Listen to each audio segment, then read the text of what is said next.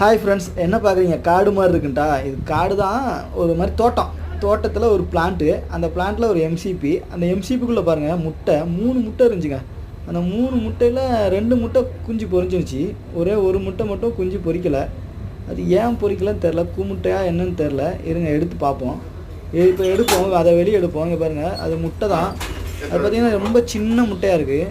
அது பாருங்கள், அந்த முட்டையில் உள்ள கரு இருக்குது. அதுக்குள்ளே பாருங்களேன், குஞ்சு இருக்கிற மாதிரியே தெரியுது. ஆமாங்க, உள்ளே ஏதோ இருக்குங்க சார். 26 சார். ஆமாம்.